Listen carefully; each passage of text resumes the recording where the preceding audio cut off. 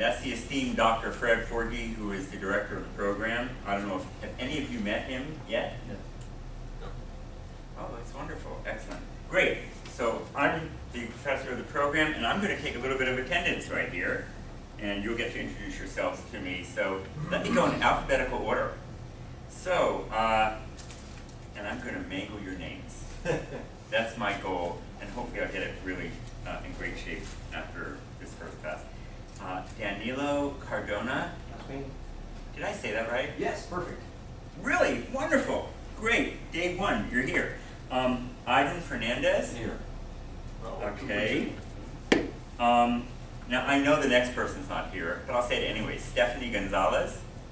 No, okay, not here. Daniel Grant. No. Noah Leon. Here. Oh, great. Thank you, Noah. Luis Fernando Mendez Albuas. Okay, and I had 4 chances and I got them all wrong. Okay. Carlicia Pluma, she's on here. Jesus Suarez. Winston Vidiela. How do you say your last name? Good. Vidiella. Vidiella? Okay, great. English American Vidiella. Close enough. All right. Great. Wonderful. Guess we know who went up. Super, gentlemen. Thank you. There are actually supposed to be 9 of you in the class, so it's a small class, but that's really great for learning. And so I'm going to guess that you are Daniel Grant. No, Jesus. All right. Which one? Jesus. Jesus. Okay, great. Well, 1 out of 2 isn't bad. Excellent. Great. Thank you, gentlemen. So we're missing 4, and hopefully the others will arrive shortly. So actually, I do have the agenda here, but what I thought I would do is actually give Dr. Fred the opportunity. No, he's shaking his head. Well, no. I mean, let's wait We should until... wait till the others come. Yeah. I actually think that's a great idea. I think what's good to know is that every lecture that we do have is going to be recorded. It is put up online in the university YouTube.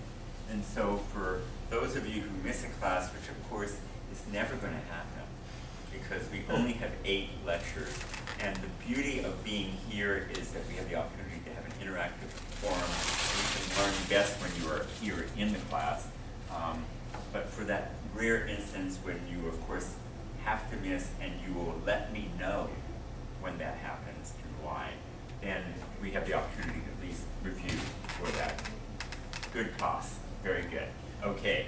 So what we're going to do this morning, at least for the next 3 hours and 40-some minutes or so, a little bit less so you can get your parking pass, is to introduce what we're going to do in the class. We're going to have a guest speaker this morning. Actually, that will be Susan Berkman. She'll come probably around 10 a.m. or so, and she's going to make you familiar with all of the library tools and the resources that we have here at the university.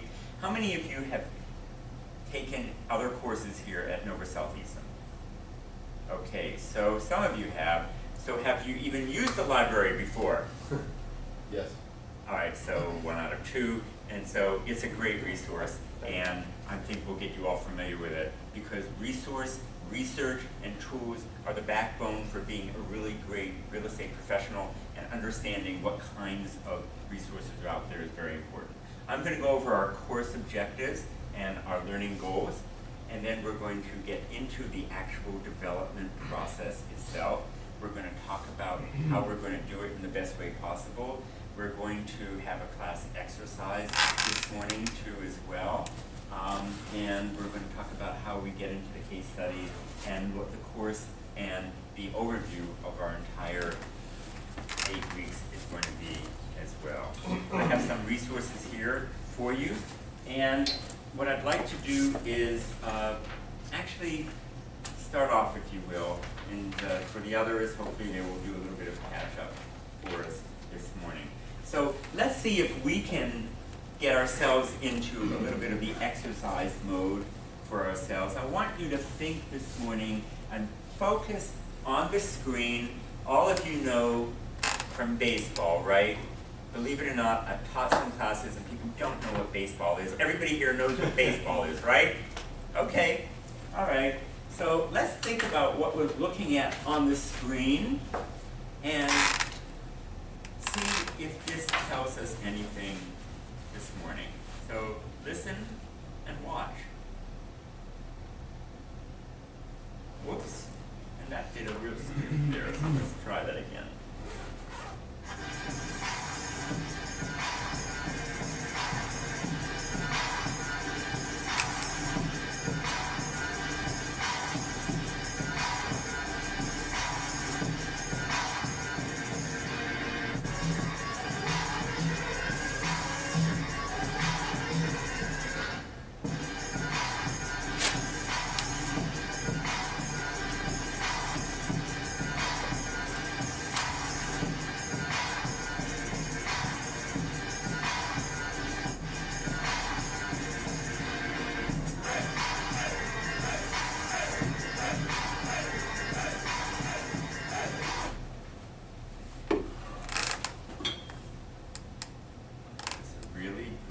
Set of triple plays.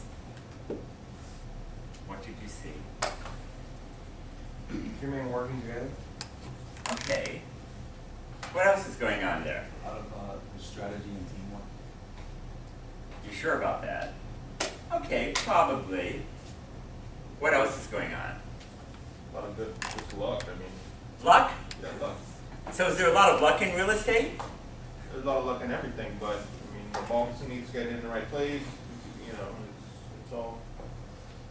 Okay, all right, I'll accept that there's often good luck in real estate. What about you, Noah? Any thoughts?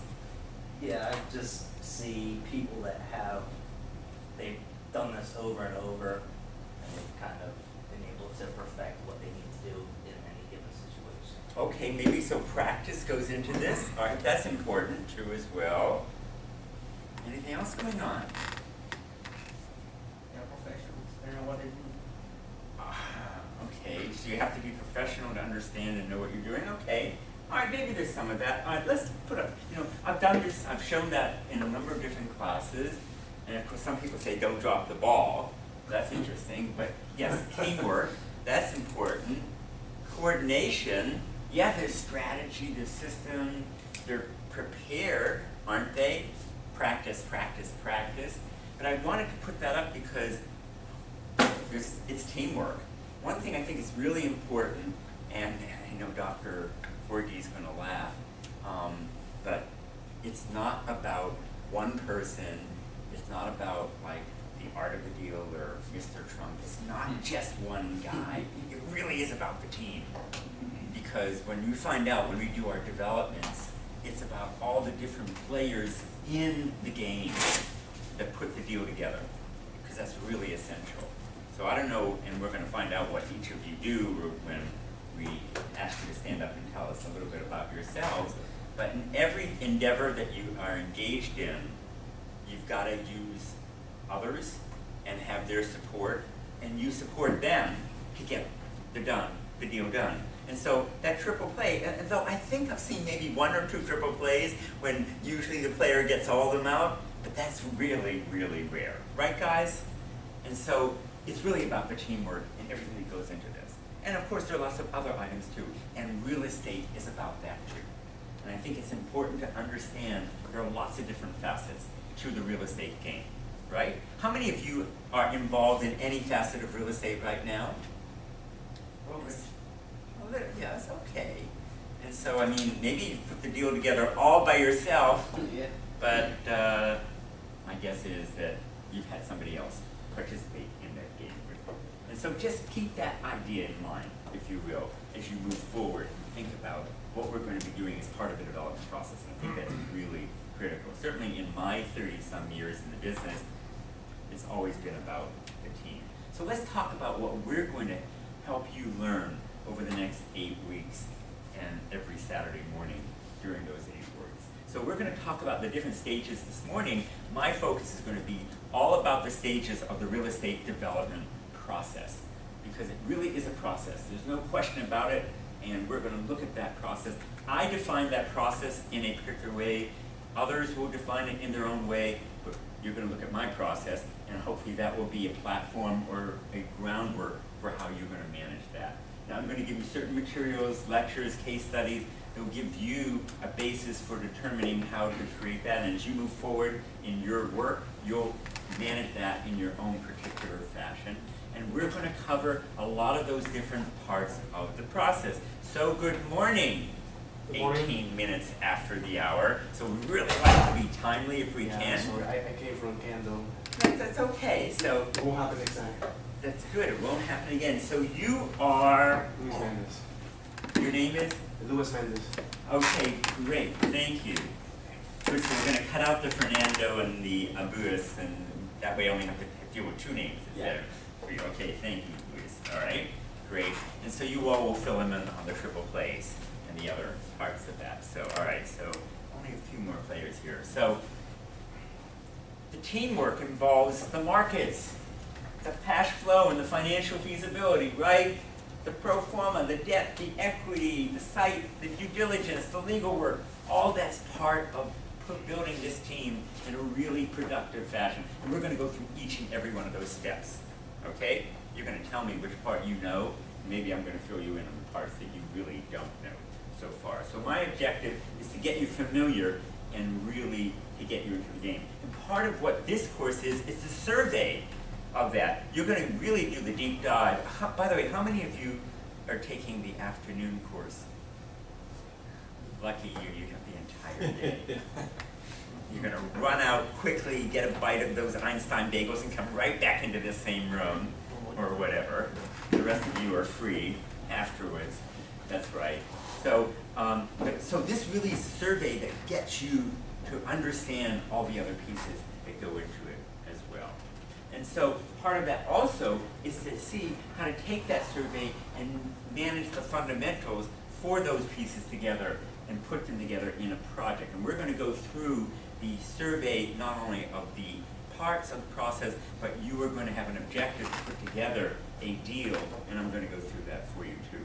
And I'm going to help you make the decisions to put that deal together and understand what's important in that process. You're going to recognize the different parts of that process and hopefully use your critical thinking capabilities to manage it in a way that arrives at a decision that makes sense. Because my goal is not just to give you data and information, but to use it and to think about it in an important way. By the way, I will put this up onto Blackboard, and so I am a big supporter of technology, but I want your eyes up on the screen here, and hopefully you're not texting, emailing your girlfriends or whatever it is at this point in time. I'm actually going to ask you to close your laptops. You will be able to open them up in a short while because you're going to have a class exercise, so I'm very serious about that. Eyes on me and on the screen, okay? That's really important, okay? And so it's the ability to manage these issues and execute them well that's really, really critical, and understand how to put those components together in a way that makes sense. You know, I've been in this business for 30 years, and every time, by the way, there's something different about it. And anybody who tells you they know the answers right up front, they don't. And by the way, anybody who hasn't failed at a deal hasn't learned the business well enough. And it means they don't know how to put themselves out and execute well. By the way, this has been a week from hell for me. Why? Because, well, actually 2 weeks. So this week, of course, I was up till 3 a.m. on Wednesday night because we're putting together a deal. We just put in our bid this past Thursday. We were into round 2. It's not a week from hell, but it's part of the weeks that you do. Why? Because we managed to get through week 1 on a bid on a property in Lake Park / North Palm Beach. How many of you are familiar with Palm Beach County? Okay, and so there's a piece of property, 21 acres, that is actually off of North Lake Boulevard, that is a shopping center, a Publix anchored shopping center that was put up for sale at the end of July. It's the old Twin Lakes Mall shopping center. You say, okay, looks interesting, and half the property is vacant, and there are 2 feuding Canadians. They can't agree, and so they went into arbitration, and actually one of them has one broker, another has another broker. They put it up for sale. It's got a nice cash flow. But the real interesting thing about it is that 6.5 acres are empty. It's a fabulous residential development site. Meanwhile, we've got 80,000 square feet, and it's generating cash flow, $683,000 of NOI. And so we made it through the first round. We put in a bid, low bid, about 11 and change. I'll let you figure out what the cap rate is and all that kind of thing. And of course, we did it. We figured, oh, we're smart because nobody else is going to come in with a bid and understanding we can do residential development. But as it turns out, there were 240 interested parties. 17 to 19 parties put in a bid. 5 of them put in a bid over 12 million bucks. They accepted ours in the second round, even though we were low, because they know we could execute. And then, of course, what do? We're going to get through the second round. We put in that bid, of course, from up till 3 a.m. with the rest of our parties, because we had 3 partners.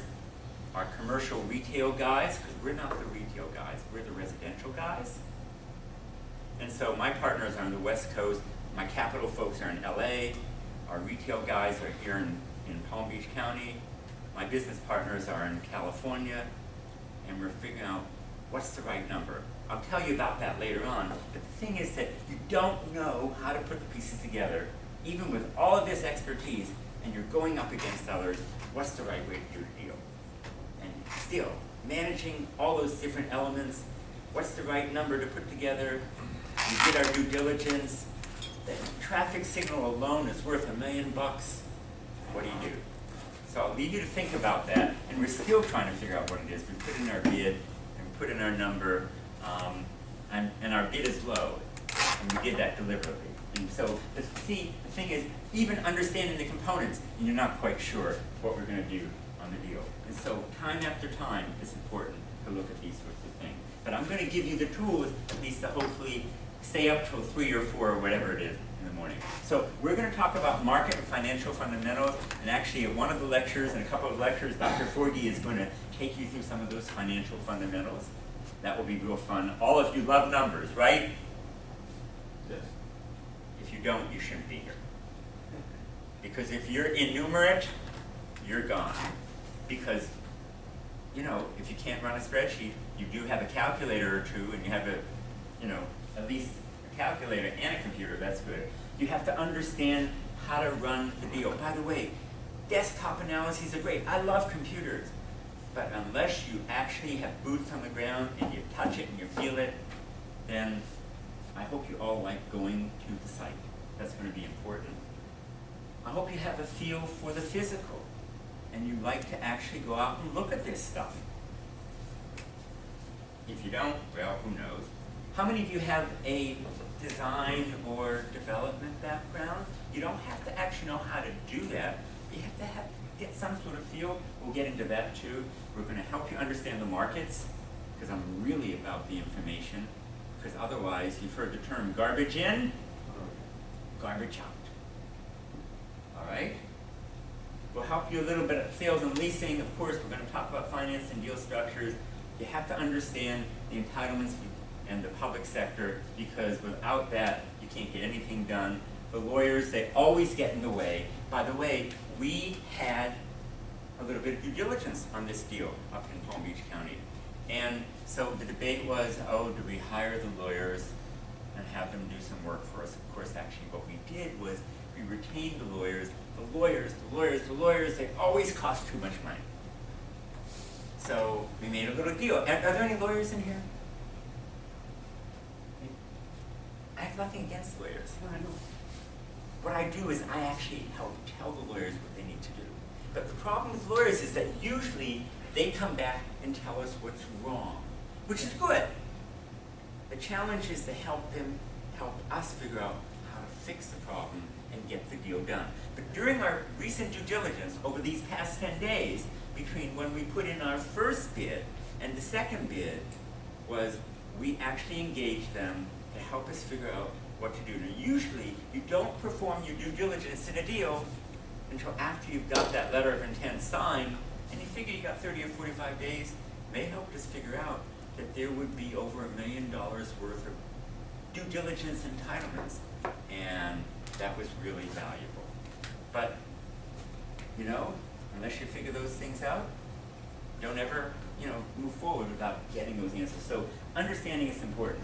Management and operation, we're not going to teach you that in this course, but we're going to teach you the awareness of doing that. So these are the kinds of things that I'm going to give you the overview for. And then we're going to focus on the deal making for that and putting it together. And part of that is understanding how you wrap this together. So then I'm going to give you the lecture, the reading assignments, the quizzes, the books and stuff. We're going to talk about our materials to get to that. We're actually going to have some people give you guest lectures. We actually have a site tour or two, which I think will hopefully make you be more interested in not only our topics, but people who actually are out there doing the work, just like I do the work and Dr. Fred does the work too as well in the deal. What makes this an interesting course and what makes this school interesting is that we're practitioners.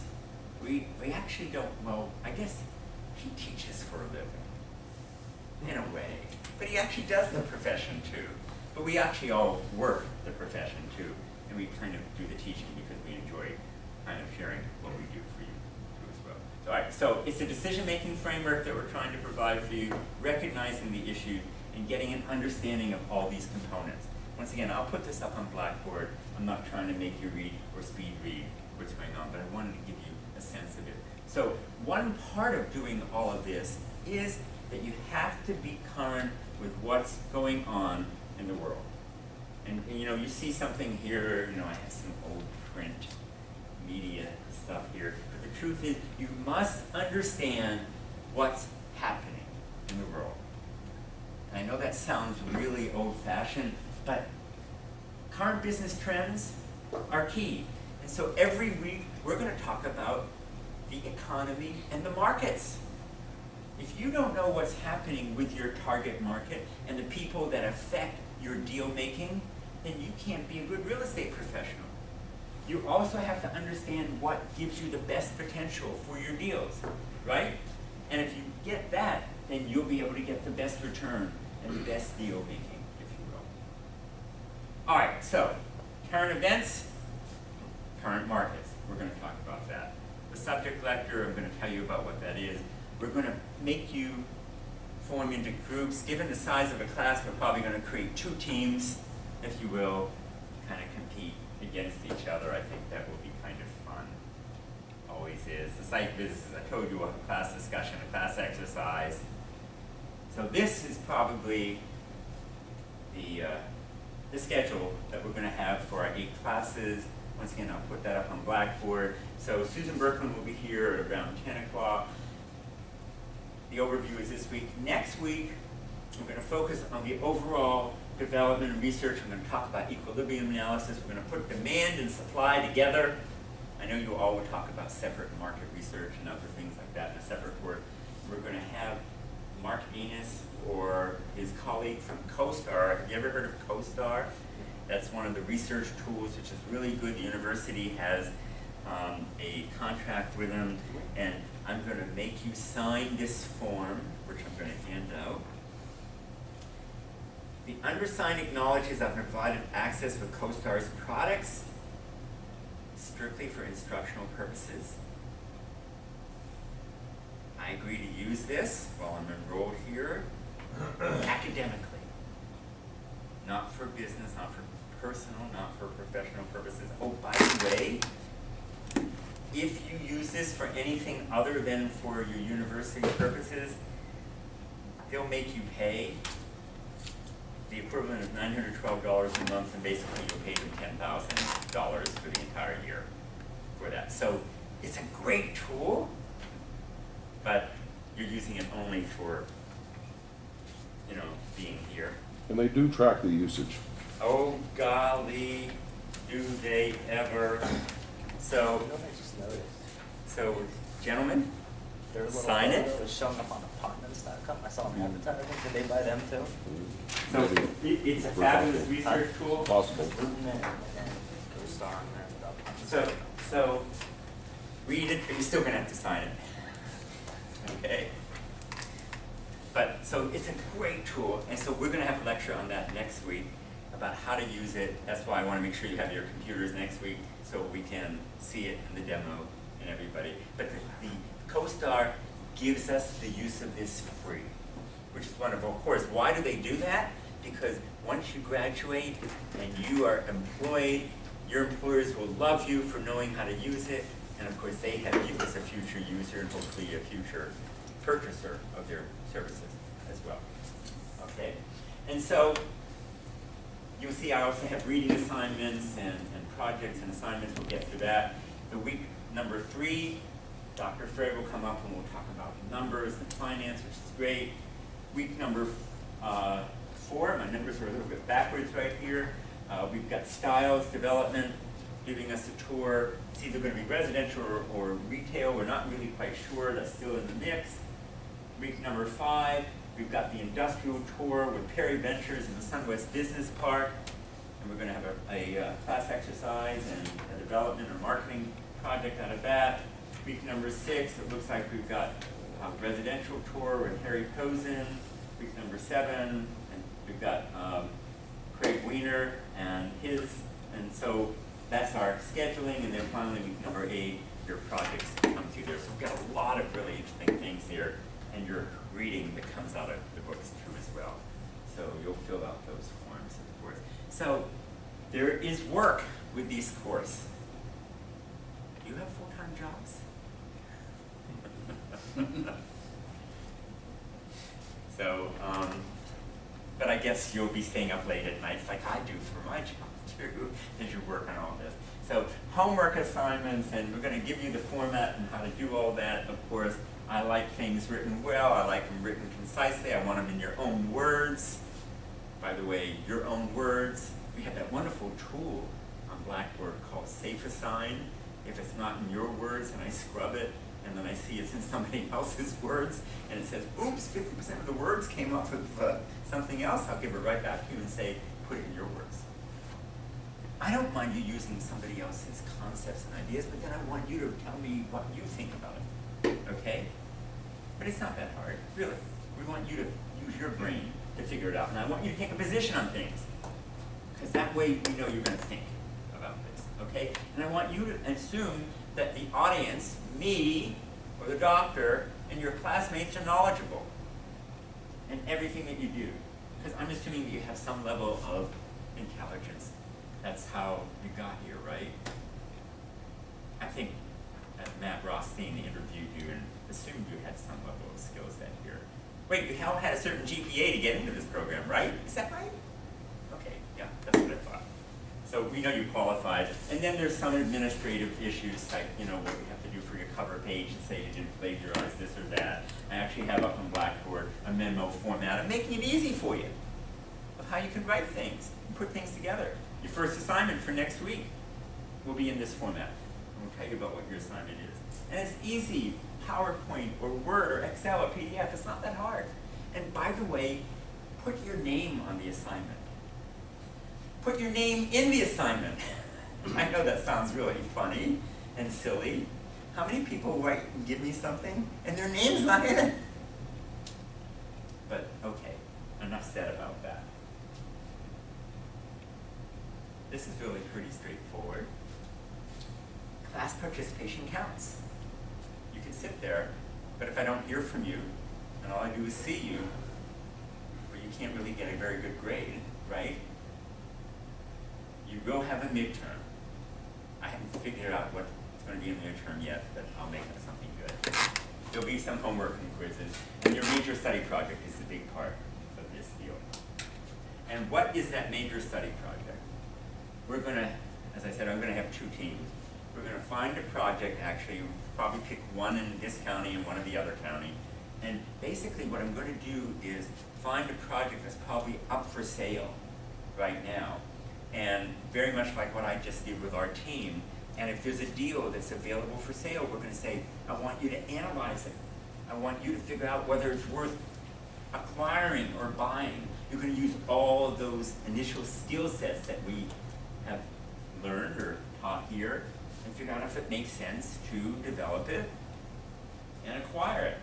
and assume that you're part of the team that's making that investment decision. So we'll find that deal. There's always something for sale.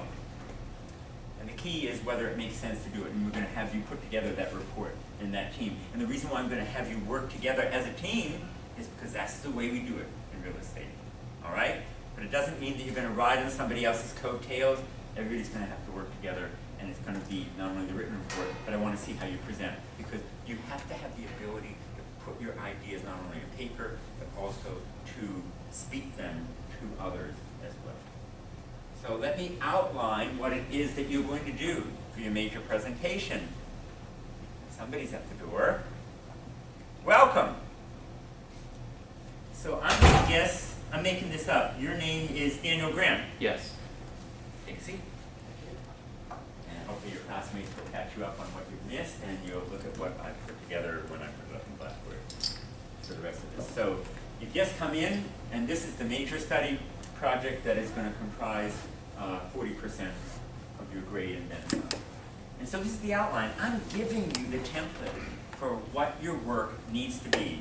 Keep the laptop closed at this stage of the game and focus up on the screen, if you will. All right? And it's pretty straightforward. This is what you would have to do for a report for any major investment firm, for a client, or for someone who has to make a decision. So what I'm trying to do is to help you in your work is what you would be doing if you were out there in the real world. So you have to transmit a letter, you have to do an executive summary, you have to put the analysis together, and these are all the different parts of the development process that you will be engaged in if you're out there making those decisions, and what we're going to take you through here in the course. Okay? The site analysis, the zoning, the market, the concept, and everything else. The SWOT analysis, I'm going to take you through this right now, and you get to the conclusions. And basically, you're going to ask these questions. What are you trying to accomplish? And that's, in effect, your objectives, right? And what are the members of the team going to help that objective? So, in effect, you are the participants in that team and figuring out what's going to happen. And then you are taking those steps to accomplish those particular objectives. So, it's all about putting the deal together and being creative. So if there is a deal, for example, I was just mentioning, we found this site of 21 acres, and we said, what can we do with it? And so my colleagues at the commercial real estate firm that said, oh, all they do is buy shopping centers. They're what's called a value-added developer. Anybody heard that term before, what a value-added firm does? So what does a value-added firm do? You acquire, I guess, a stabilized property, just create some value and create. How do you create value? Bring in, big tenants that are gonna, help you lease other space at higher rates. Maybe you improve the facilities. Okay. Maybe you market it better than it's been marketed. All right, that's one way of looking at creating value. Any other ideas of what we mean when we create value?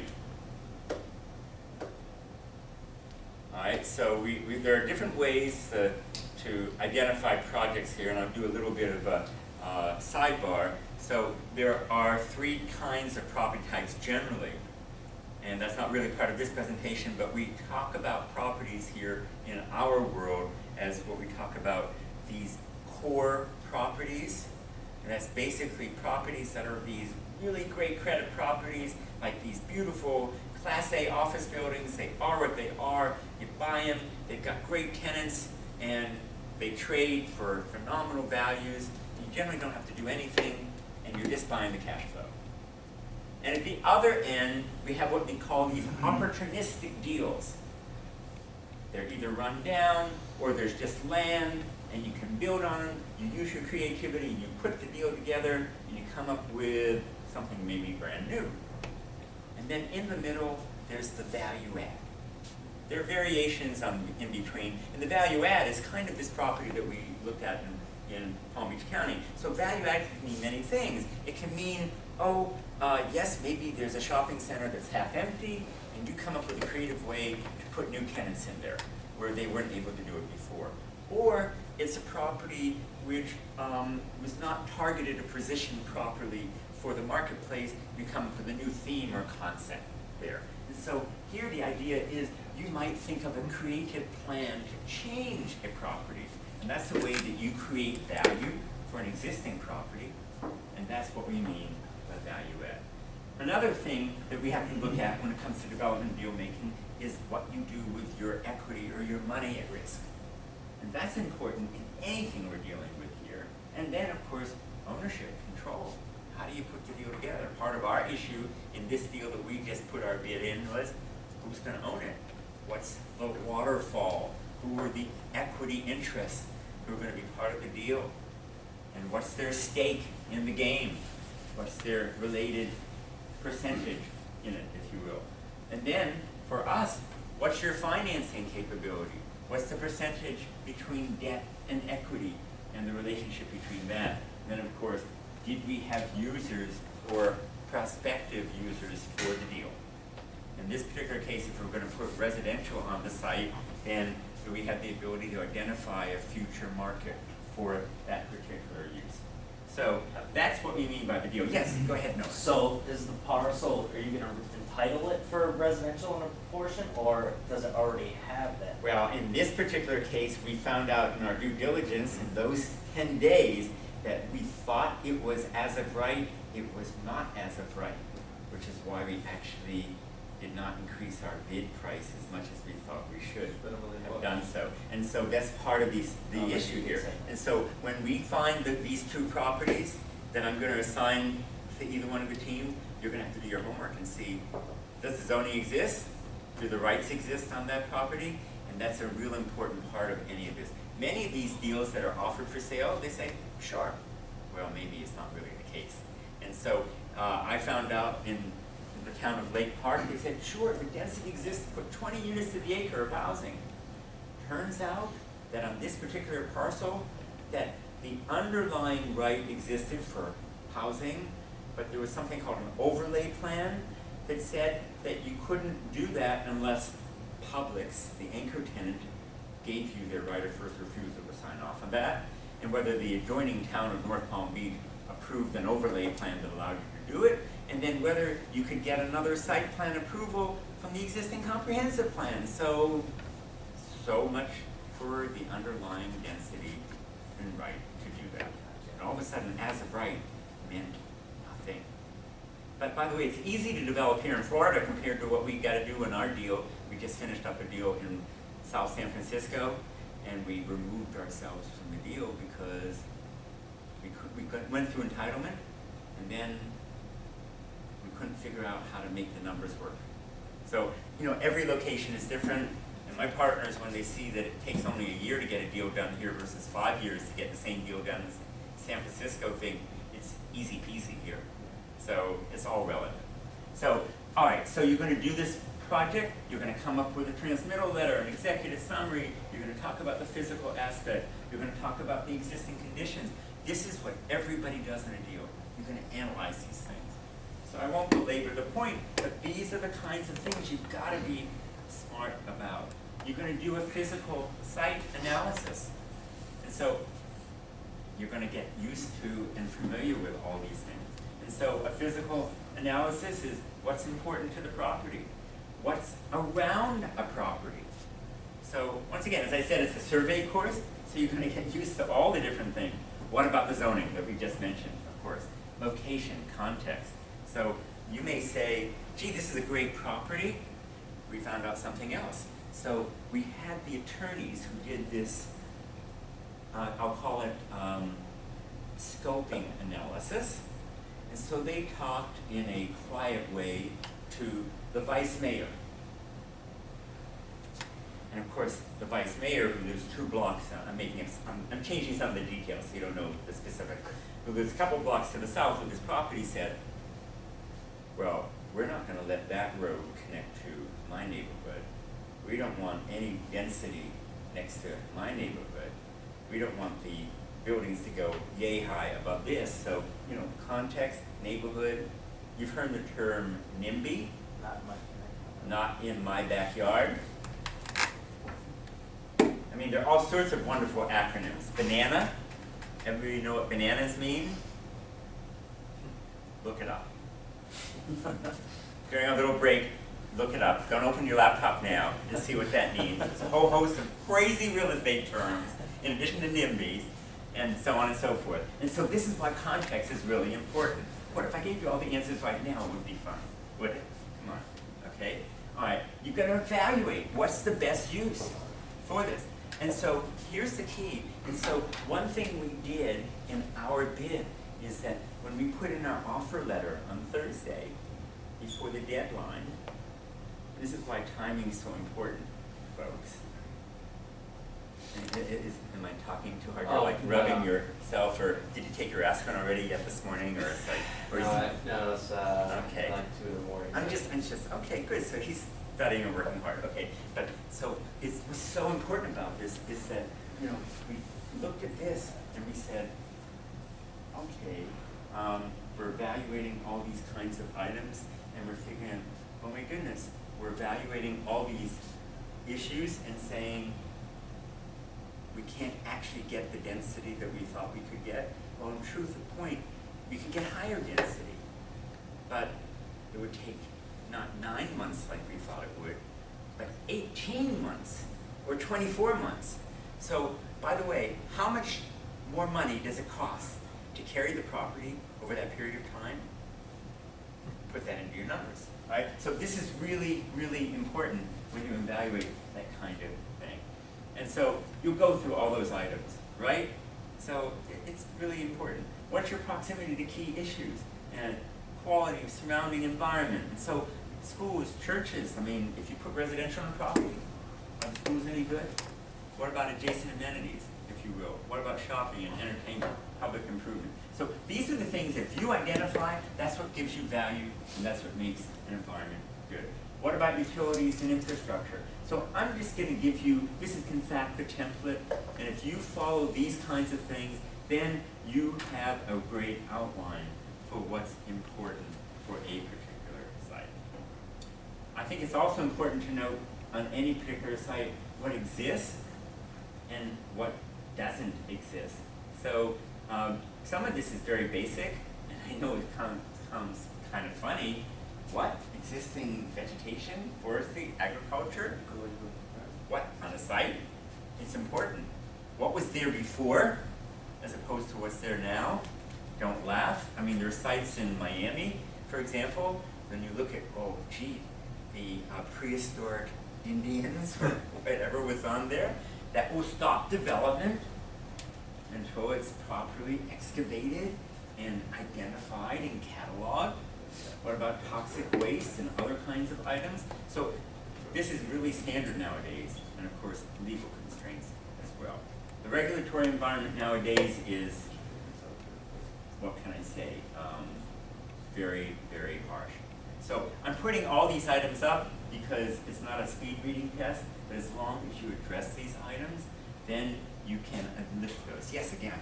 What's the size of the project where you'd actually need an archaeologist or whatever type of specialist out there to determine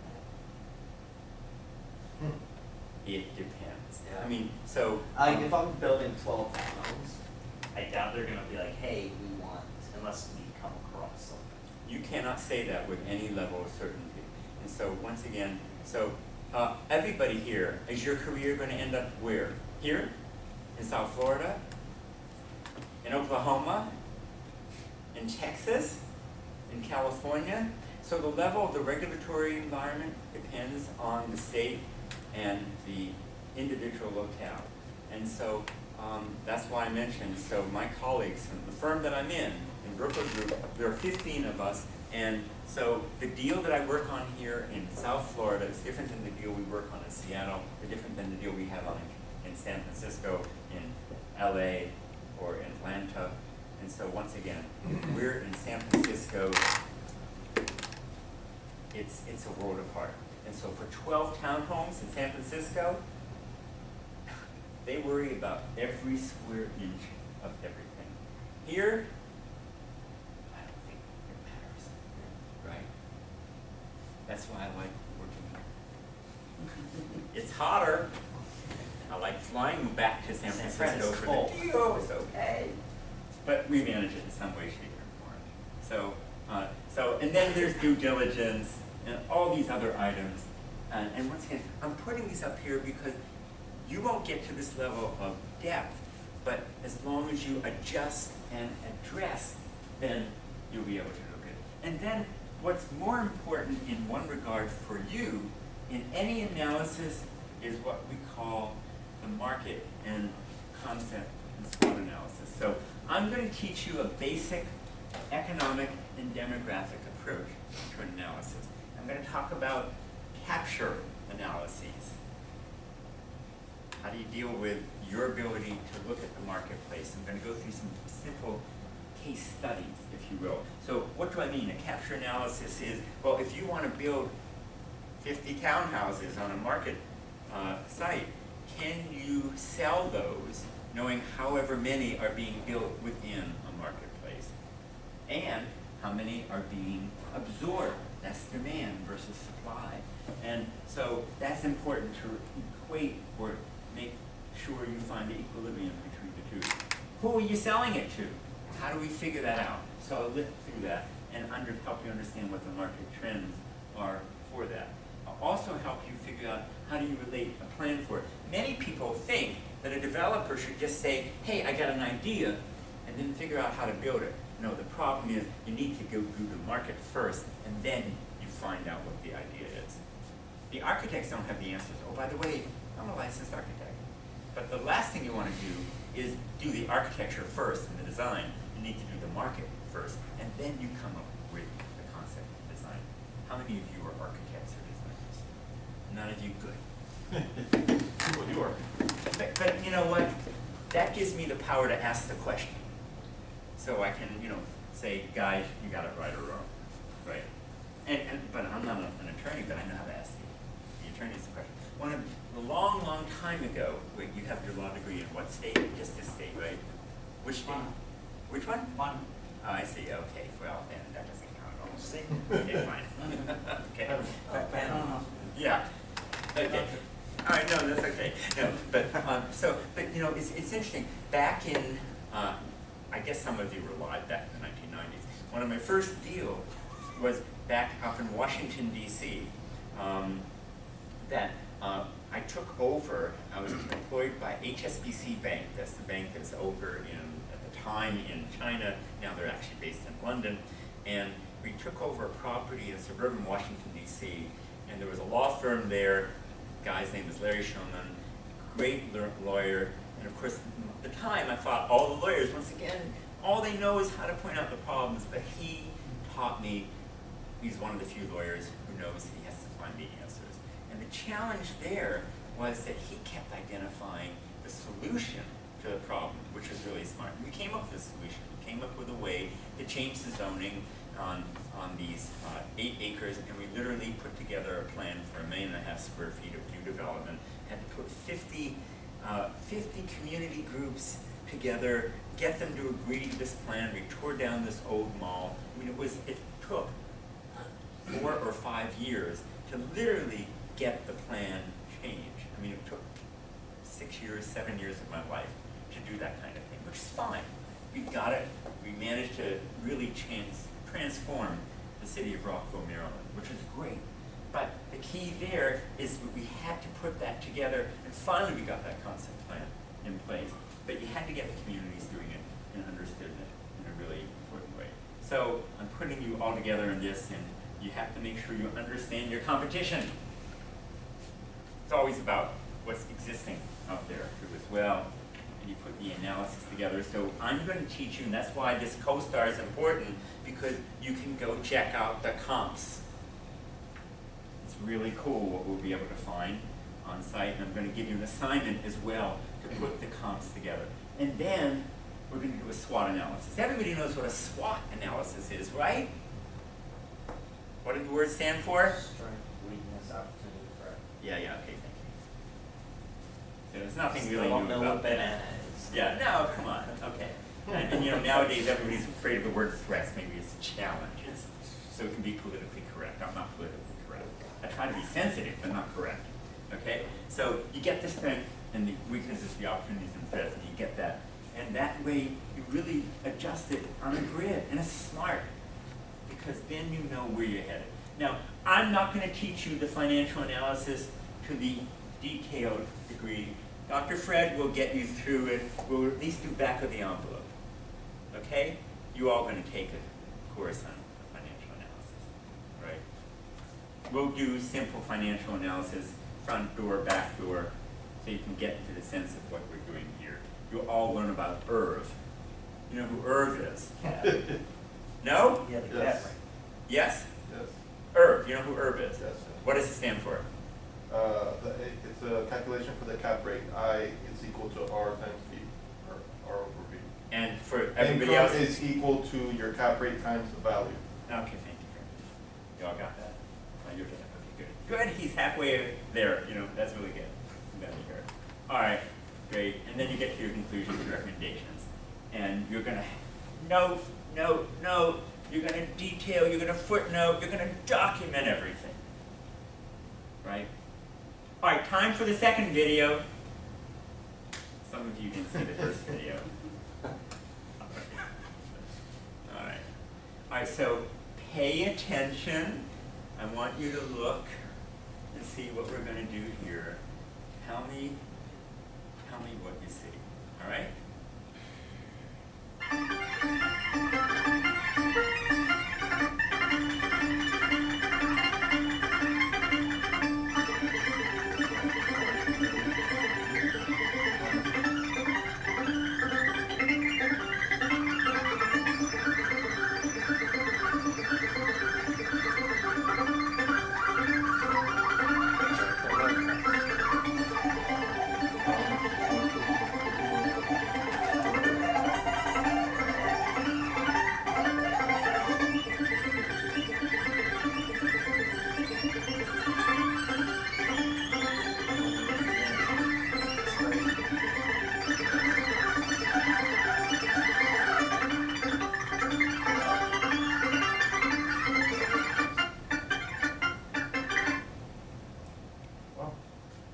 So actually, I compressed the video. You know, it's like, well, I don't know. Tell me. So, all right, what did you see?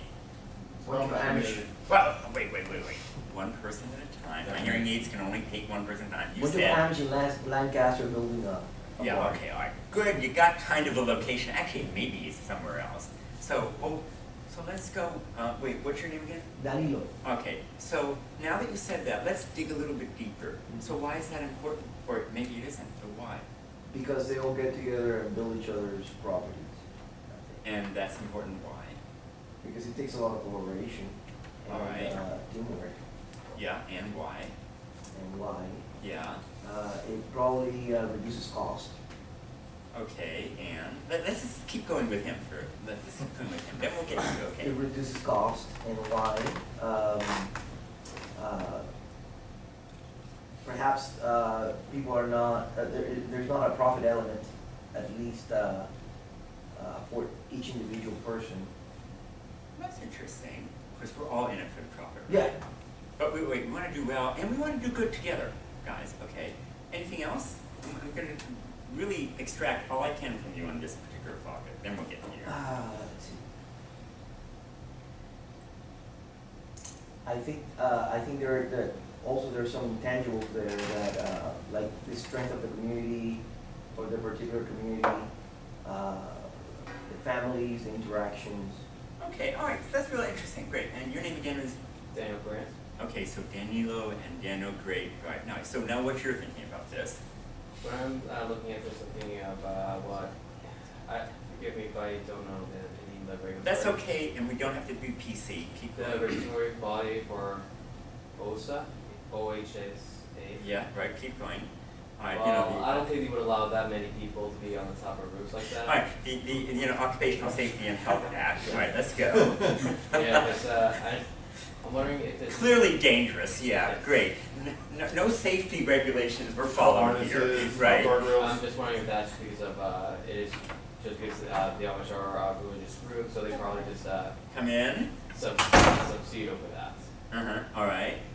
Then I'm also wondering about with labor and materials, just because one with the labor, sure they have, as Daniel mentioned, is that since it is like they're very localized and they do emphasize more on community, that they do have the extra hand to do it.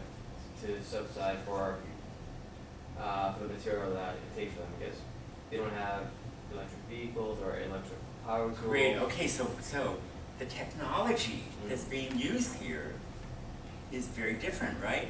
Or it's a different kind of technology. There's technology that was being used here, but it was from the 19th century maybe? Yeah. Not the 20th century, or the 21st century. And also no scaffold that's needed on the sides for the. Right, okay, there's that OSHA then. Okay, right, they really blew it on that. So are you Carlicia? Hi. Yes, hi, nice to meet you, thank you, or we'll have to play catch up with you. All right, so who raised their hand here, and, all right, Noah, we'll go back to you. They're not gonna spend money really outside their community, so if you're gonna open a retail or whatever else, they're kind of a self-sustaining community. And as a people, they would probably collaborate against certain Wow, this aspects. is really interesting, it's a different tangent here, okay. Certain aspects if you're building next to them, and then you Uh-huh. have strength in numbers, they petition against you. And, Okay. I just don't Wow. see a profit center being located Okay. right Hey, next it to doesn't have to be about profit, okay, because once again, and once again, in the real estate development that you might engage in, which is interesting, so a lot of good development can take place, which doesn't have to have a profit motive per se, but it can still accomplish and get a lot done. And if you look at Habitat for Humanity or a number of these cooperative and other ventures, there's some really great product that gets built for different kinds of social and other objectives. So we've hit upon community, technology, and other kinds of things here. All right, any other observations here? I mean, this is good. I really like what I'm hearing. And I don't have to like what I'm hearing, but it's interesting. I do like what I'm hearing. Any other things, gentlemen?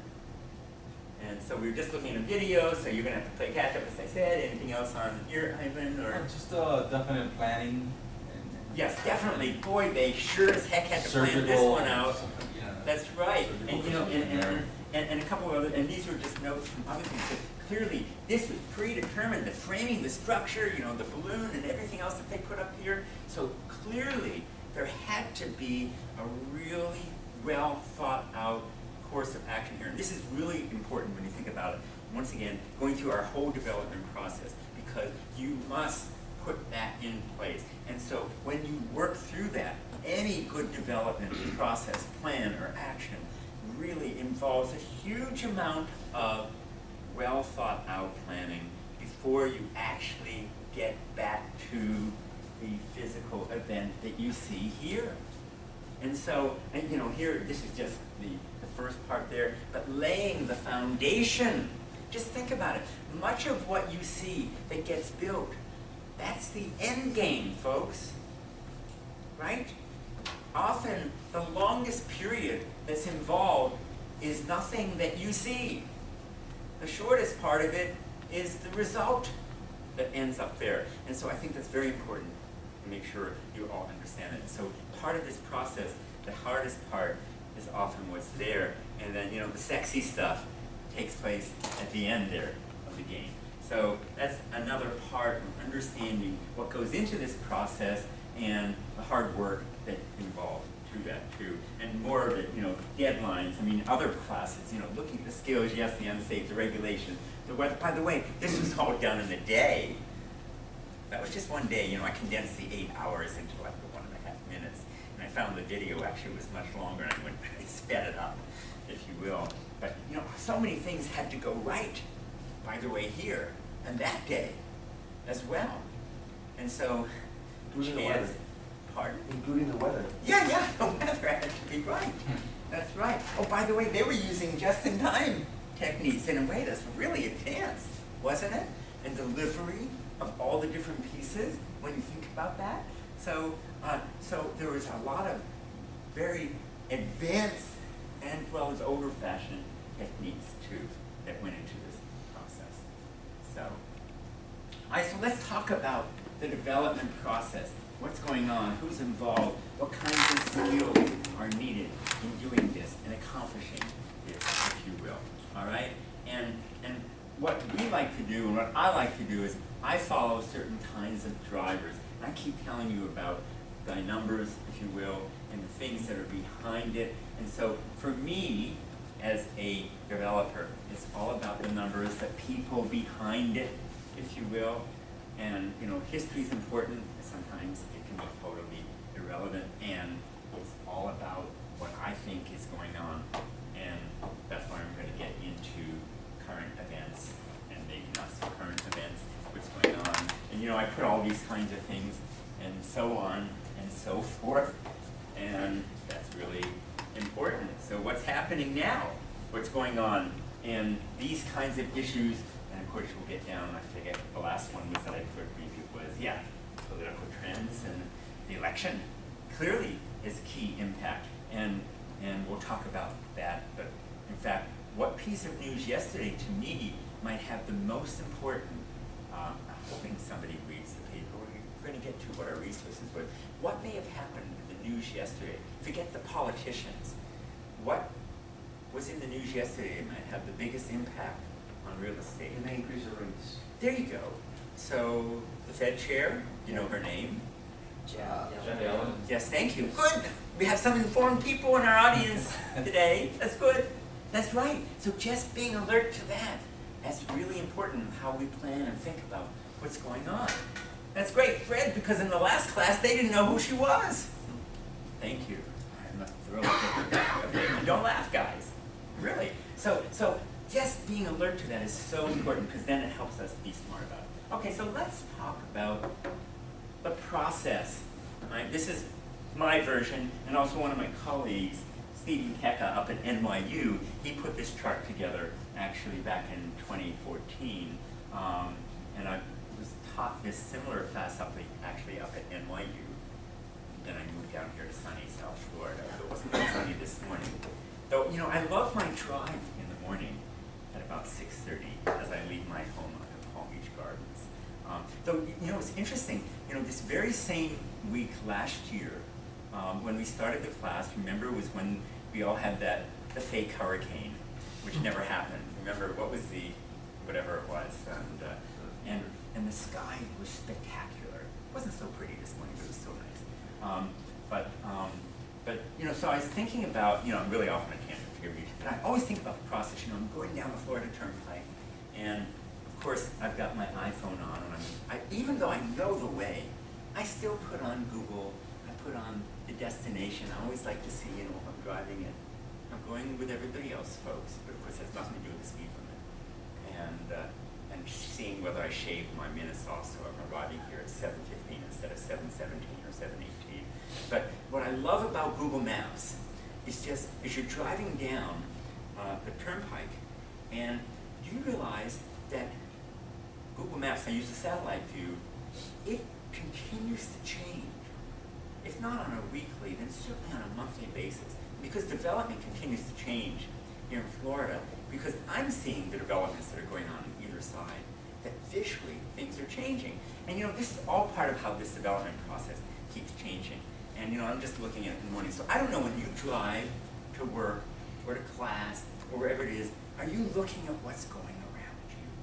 Because to me, this is what makes real estate so exciting. And so to me, I'm thinking about what's going on in the process. And then I'm looking at those agricultural fields, and I'm thinking, what's happening? And then I see the sign that went up about a month and a half ago. DeVosta put up the sign. There are those agricultural signs that said the fields coming in, 2017 or whatever it is, of course. And that's thought it's ironic, because who knows what, vegetables are growing on the fields right now. Yes, I was just telling that I'm up in your neck of the woods all the time, and they're all over Jupiter right now with these. Yes. Also with the master plan. Yeah, of course. And so, On the West Coast. but so what I'm mentioning that because, in fact, so all of this is what's going on all of that land right now. All right, and so here we have these different phases, if you will, of what we call the development process. And as I look at my screen here, I've got really 4 big charts here, if you will, what we call pre-development, development, and so on and so forth. So pre-development is really what we call the study and the feasibility phases. And yes, I'm going to have you really dig into this. Once again, be up on Blackboard, but just focus on me and the screen, if you will, here. And so think about this. There is the process, if you will. These are the phases of the process, and then these are the tasks within those phases. All right? So all the different tasks, if you will. So, you know, let's see. You know, the lawyers are probably involved in everything again.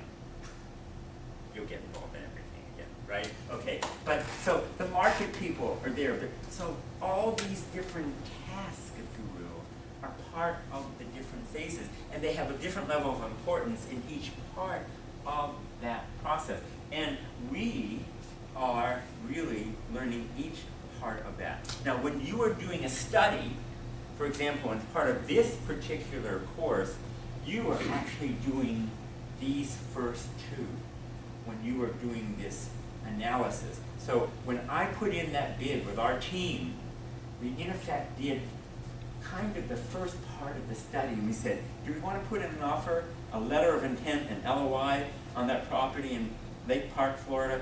We in effect did kind of this. We did a little bit of this, if you will, just to see that it makes sense to run through that bit of study. And then when we did the second, what we call the best and final, we did a little bit of this too. And so part of that, it changes for each kind of project. But of course, once you actually sign the letter of intent and the contract, you start proceeding through each and every one of those phases. And the level of involvement for each of these tasks gets deeper and greater for those tasks. And what we're going to look at is why it changes and how it changes for each of these. And I think it's very important to note, of course, hey, there's no property management operations, obviously, in your study phase. I hope you all get that. It's pretty, I think, straightforward in how you manage it. But the key for us, site acquisition, we've got to evaluate it. And we did preliminary market studies, right? We understood it. Now, we had no leasing issue, frankly, in this particular case. So this also depends on your project and property type. We didn't really care about this at this particular case, but we did do something here. We got our lawyers at Gunster Yoakley involved, and they did some background checking. And we paid them a little fee, and we said, okay, we'll spend the money. By the way, we debated amongst us, do we spend some money up front before we even had a chance to figure out what's going on? So that's part of the calculus that goes on here to figure out what we actually do. And so, once again, there's a process, there are phases within the process, and there are tasks within that. And so, this is part of what you'll do for your study. But once you actually were to get that, if you will, let's say you get a letter of intent signed, then you begin to say, yes, you know what? Then we can begin to actually do not only feasibility and study. So all that comes before the 90 days due diligence, all this process? Well, it depends on the deal. So it depends on which it is. So let me go back there. So which part are you asking about then? Yeah, I'm asking if the pre-development process it comes before the 90 days due diligence. I mean, once you sign the LOI. So it depends. I wish I could tell you exactly. So if you were doing a letter of intent on, we'll take Noah's example, for 12 townhomes in, I don't know where, you may say, you know what, all I need to do is my site acquisition, evaluation, and do market planning. You may not need to do anything else because you figured out what it is. But when I'm looking at acquiring a 82,000 square foot shopping center on 21 acres, I actually looked at all these different issues. So it depends on the scope and size of your deal. But that's the way I can best answer the question. So when I find the two different properties that I'll divide your groups up into, we may say, yes, if you are looking at 50 acres to evaluate or 30 acres that you have to build 300 units of housing, in fact, you probably will say, yes, you're going to analyze all of that. Does that help? That's the best I can do for that. Yeah.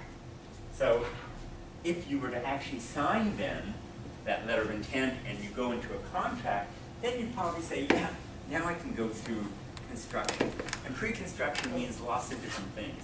To get into real great detail, you actually will get into what we call design development, schematics, construction development, all the other elements that go into it. And here, every bit of the task, if you will, every one of these tasks are active to this. For example, architects and engineers, they're doing what we call schematics, design development, construction docs, and finally they bid this. And we will talk about the different ways to do that, because this is very important, and there are different ways to do that, even within this particular task. Property management, because if you want to figure out how to build and design that. We, for example, just completed a due diligence on a 145,000 square foot office building in San Francisco. The German pension fund, Jamestown, is one of our clients. And this is back at the end of July. They called us up and they said, okay, Brookwood, that's my company, we want to buy this office building, we have it under contract. Now, you have to perform the due diligence for us. And they are not building anything. Let's go back. They actually said to us, well, you know what? The building exists, and in this particular case, they didn't have to develop, they just had to make sure that they analyzed these two elements. So what did we do? We did a property condition assessment, and we made sure that everything here was in place. And we came up with an analysis that said, oh my goodness, you've got to spend over $4.7 million to bring the building up to your Class A standard of operation. And they said, what? Now the acquisition is a $9 million, nine-figure, acquisition. Not $9 million, nine-figure. I'll let you go analyze how many, dollars that is. And so, it's a substantial number in that. And so what we did there was, we didn't have to do any construction, but we had to really delve into property management. As it turns out, the prior owner, the current owner, we've extended due diligence 3 times now. They had a contract, they entered into contract on July 25th. They thought they were going to acquire the building on August 11th. It's now August 27th. The new end date is August 30th. They've extended their contract 3 times because we said the roof is going to cost you $770,000 to fix. The elevators are going to cost you another $800,000 to bring up to code. The exterior of the building, bing, bing, bing, bing, bing. The current company was not managing the building properly. Do you realize that the building has ACM? Anybody know what ACM is? Wild guess? Or WAG as we call it? Anybody know what a WAG is? A wild ass guess? ACM is asbestos containing materials. Anybody like those? Nobody likes that anymore. And so we discovered that this is a 1919 building that was converted from a loft into an office building in 1969. And in 1969, they put in a window wall system that contained asbestos materials. Now, that's okay if nobody ever touches those panels, but what happens if we have to replace them? What happens if somebody scratches it and it becomes what we call friable? A friable asbestos panel and releases elements into the air, and all of a sudden you're at risk for breathing the material. And in California, well, you might as well just, you're open for a lawsuit. It's California. Okay? And so, oops, that's another $2 million to replace the entire window and panel system. May not have to do it, but you have to look at those sorts of issues. That's why they hire us to look at those kinds of things. And so that was our due diligence in looking at that kind of building. And then that was another reason why I was up till 3 a.m. the night before last, because the roof issue, the ACM issue, and all the other kinds of issues.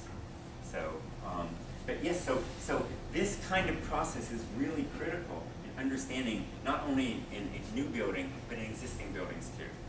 And if you're smart about it, then you can guide not only your own team, but your client's team in how to put these kinds of things together. And if you are so lucky as to finally get through all of that, then finally you can actually build it. And so no more site acquisition. You're actually building it, you're figuring out all these kinds of issues, and you're moving forward through to occupancy. And if you finally get there, well then you actually occupy it. You've stopped your acquisition, of course, and all that. You don't have to worry about this. But then the rest of this continually goes through the evaluation, and you start all over again through this process. So I really do want you to look at this, because we're going to go through this process time and time again about how to manage this.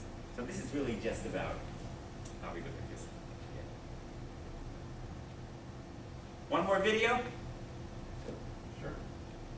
Great. This is my favorite video. It's titled Nutcracker.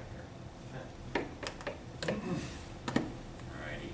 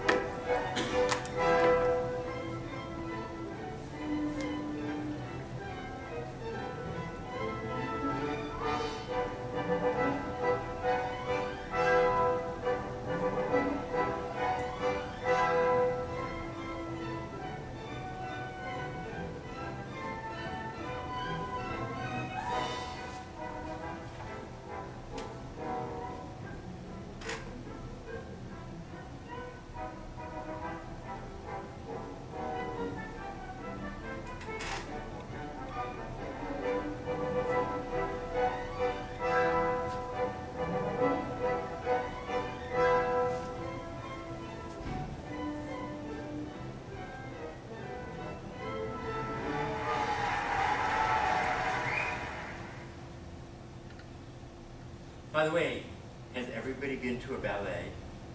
Yeah. Everyone? No? You've never been to a ballet? Okay, all right. You raise your hand first. I think I read that before. They describe in a book that a developer's job is like a director or a music producer. Because Okay. he has to make sure everything is synchronized in the theater, and the timing has to be right. So that is very similar to a developer's job. He has to make sure the construction is right, due diligence, the capital stack is coming along before they close the property, right? Good. Yeah, great. I think that's a great way to look at I it. would Yes? probably say that anybody that manages a complex chain of events is an orchestrator. I mean, I work in construction, Uh-huh. and I have to manage subcontractors and vendors and material deliveries, just like a developer has to manage lawyers and contractors and banks. Right, and they're always synchronized beautifully, right? Always. Yeah, sure. Yeah, right. Well, if they were, then they wouldn't need us. Wouldn't need people to manage it, because No, they would okay, just have it wait. by itself. Oh, no, wait. Time out, fallacy. You know what, it's very interesting.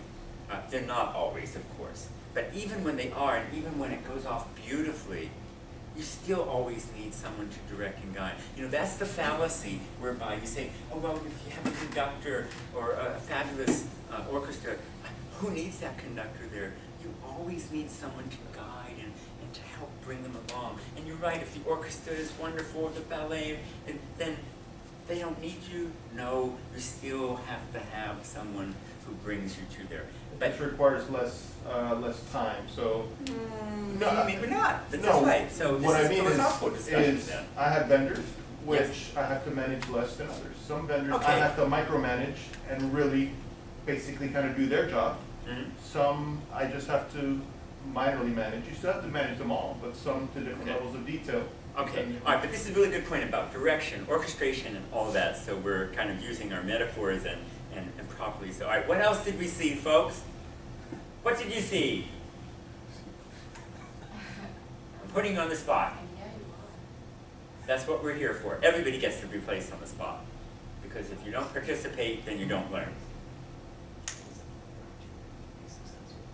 Well, all right, wait. No, you know what? Let me change the topic here. All right, so, you know, there are two things there. And let me go back just a second, and deliberately so, right? And I'm going to do something here. And I don't know why I'm going to do that. Change something.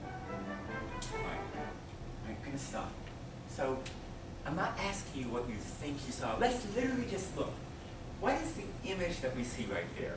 Not what we're interpreting, but what do we actually see there on the stage? Strong toes. Pardon? Really strong toes. No. No, you don't see strong toes. What do we actually see there? Ballerinas. What are there? What do we see there? Uniformity? No. You're interpreting. Synchronization. No. Come on. I see white. Wait. All right, wait a second. make. Wait a second. Sure. Wait. I think we see about 30 people. We actually see 30 human beings, right? Yeah. What else do we physically see? Castle in the back. Okay, good. What else? Stage. A what? A stage. Stage? Good. What else? Two guys, a bunch of women. Yeah, that's right. Okay, it's really actually only 2 or 3 or 4 guys, right? The rest are women. And all those 30 people have some important role in the. Right. No, that's I don't see interpretation. that. They're all wearing white. White, thank you. Now dancers? They're dancing, okay. I'm missing this. Lighting equipment? I don't see any lighting equipment, do you? Well, you can tell by the shadows. That's interpreting. A performance. That's, You don't see that. you're interpreting. This is really important. See, this is part of the point here. You know, That's great. because see, part of the issue here is what you think you're seeing as opposed to what you're observing. All right? And this gets to this whole issue here. And so you did say, by the way, there is a castle, but who was it who just said stage?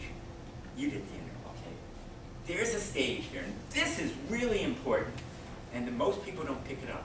And by the way, this is the context for all of our real estate, because everybody thinks, I got my deal, and they forget that it fits within the context, the market, the environment, for what you do, because, oh, by the way, I don't care whether it's Donald Trump or the King of Siam or I don't know what it is, your building, your deal is only worth what it's worth because it's placed within wherever it is in because of those 3 great words. Location. Right.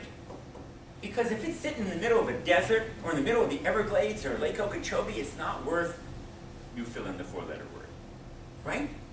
And so this is really what's interesting. So what made this really different, and of course actually made a difference, of course, with the barn and with the baseball game, was the context, the stage, and everything else there. Gentlemen, what are you talking about? Something that's helpful to hear? What? How did Dubai come about? You said in the middle of the desert. Well, wait a second. They created a context. Right, that's Just what I like, wondered. come on, Disney, nothing existed in Orlando, and they created the market. That's something that's different. If the market isn't there, sometimes you induce it or you manufacture it. And if they have the money, the will, the power, and everything else, they made their market. By the way, this university wasn't here, and they created it. Weston, just to the west of here, wasn't there, okay? I mean, there are ways to create markets and opportunities.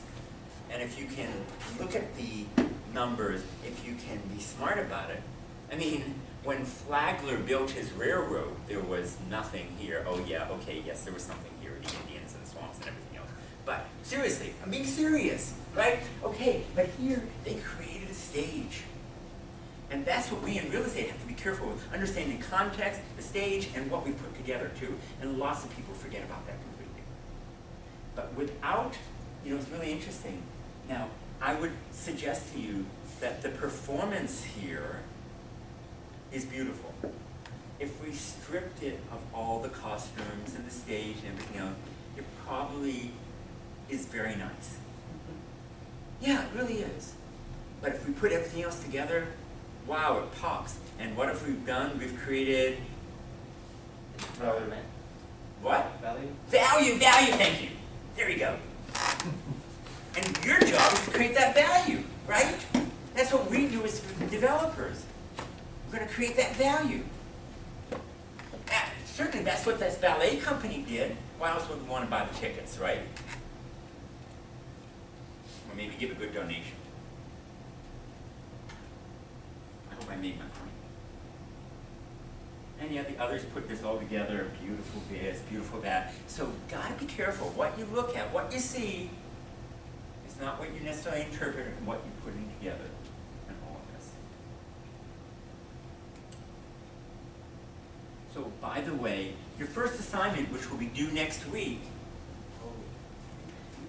I want you to write a 300 to 500 word memorandum on a developer that you admire and explain why. And actually, I've decided, no, you cannot write about Donald Trump. Because people have written about Donald Trump in the past, and no longer is he on my list for anything. Well, it's not that he's a developer or anything, it's that he provides his brand from to other developers, right? He has actually, and it's been fascinating. And but I just decided that I'm no longer want to talk about Trump. There's so many other really great individuals out there, but we'll just stay away from him. So I'm just kind of putting him off the list because there's so many really great folks that you can write about around the world. Okay, and so and then describe a project or projects that are noteworthy. Okay, and then you're going to have to present that. Because it's not about how you write it, it's how you build that case for them. Because every good developer has to make a compelling presentation, gentlemen and ladies, okay? And anywhere, not just here, and then you have to, I mean not just in South Florida, but wherever, you know, you can find it in Dubai. By the way. Who here has been to Dubai? Been up on the Burj? No, but No! I was a kid, like 2, 3 years old. Oh, okay, fine. That's fine. So it was completely different in the early 90s. I'm sure it was. Yeah, that's right. I was there last year. Actually, it's fascinating. No question about it. Have you been there? Okay. So certainly I recommend everybody once in a lifetime to get there. Definitely. All right, so that's your first assignment. In addition to the readings and everything else that I'm going to throw at you. And now I'll put it up on Blackboard. You're going to use Blackboard. Everybody familiar with it yet? I know what it is. You're going to know how to use it? Well, the doctor will tell you how to use all that shortly. Is this a good opportunity for you? Sure. It is. Welcome to the doctor, who's the director of the program. All right. You're on, sir. Okay. I have handouts. Yeah, I and you have need to towels. fill this out. I have paper handouts. So here we are. Oh, great, you're indoctrinated now. Yes, Thank you. absolutely. Here we are.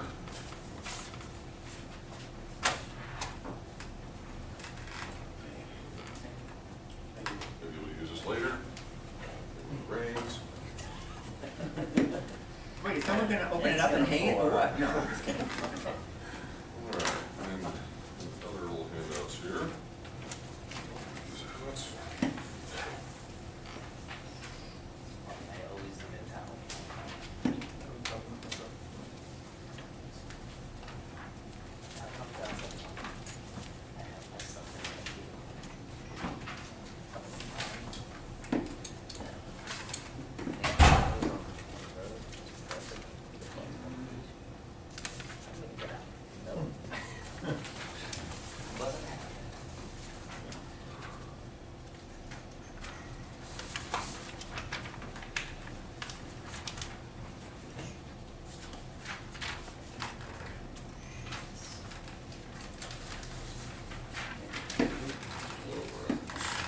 Basically, what I'm going to do is kind of give you some administrative details we need to kind of talk about. Many of you are new to the program.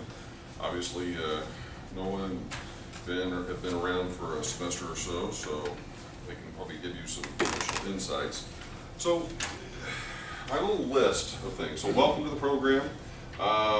One of the things that I think is important to mention, those of you that are new to the program, one of the things to be aware of in terms of communication and keeping up with what's going on with the program, absolutely it is mission critical that you get your email, your NOVA email, set up to where it automatically forwards to whatever device that you're going to be using to check your email, and to obviously be checking that at a minimum of at least once a day, because there's a very good chance that is the only way that your instructors are going to be communicating with you. Okay, so if you're not checking that on a regular basis, more than likely you're going to miss out on a lot of things. Okay, one of the other things that we had a problem this past year. I'm not sure whether it's still a problem. Noah, Ben, have you guys been still having the problem before some of the mail goes to junk mail, or is that finally been resolved? Very little. So the other thing to do is to also check the junk mail folder, because sometimes whenever we send out emails to the entire class, it may populate into the junk mail folder. So just double check that as well, just to make sure there's no issues. In terms of getting a hold of me, as Mark mentioned, the director for the program, also obviously teaching the program, it is absolutely the case that if you've got any questions about the program in terms of what's going on, and you've got any sort of issues, concerns, praise, criticism, whatever, please contact me, okay? And my email address, my cell phone, feel welcome to call me, text me whenever is convenient to you.